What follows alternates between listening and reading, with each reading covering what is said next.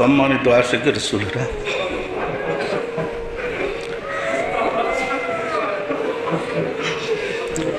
এমন একটা ফিতনার যুগে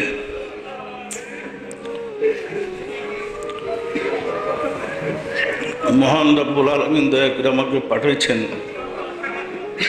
যে ফিতনায় মুসলমানকে হত্যা করছে। মুসলমানদের চরিত্র দেখলে, অবস্থা দেখলে বড় দুঃখ লাগে। এই ফিতনার যুগে রাসূলের আদর্শ তুলে ধরা কত কঠিন আপনাদের জানার বাকি নেই।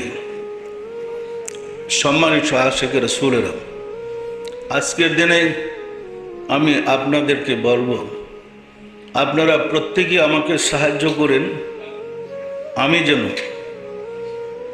রাসূলের আদর্শ দিয়ে বাংলার মানুষকে আদর্শ চরিত্রের অধিকারী করতে পারি।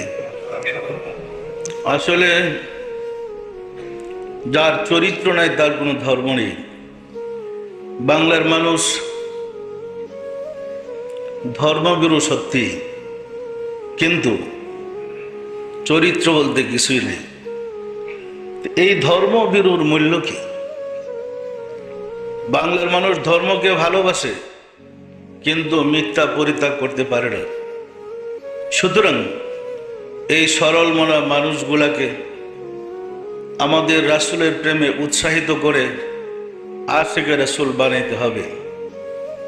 একমাত্র রাসূলকে ভালোবাসলেই, রাসূলের প্রেমে আমাদের হৃদয়ের কালিমা ধুয়ে মুছে পরিষ্কার হয়ে যাবে, আমরা আশিকে রাসূল হইতে পারব।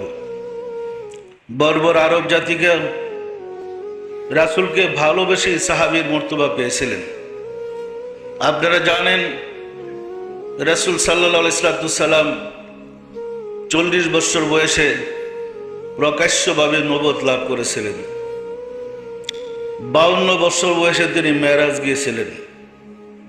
মেরাজ যাওয়ার পরে নামাজের বিধান, রোজার বিধান, হজের বিধান, জাকাতের বিধান, ইসলামের বিভিন্ন বিধান এসেছে, সত্য নেই কি? এই 12 বছর রাসূল সাল্লাল্লাহু আলাইহি সাল্লাম বর্বর জাতিকে কি শিক্ষা দিয়েছিলেন? 12 বছর যারা রাসূলের সংস্পর্শে গিয়েছে তারা তো নামাজ পড়ে নাই, রোজা করে নাই, হজ করে নাই, জাকাত দেয় নাই। তাহলে তারা কি পাইল রাসূলের কাছে?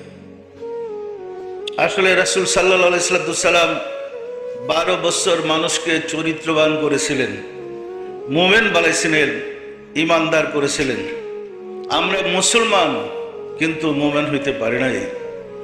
মুমিন হওয়ার জন্য শর্ত, যিনি মুমিন তার সংস্পর্শে যেতে হয়।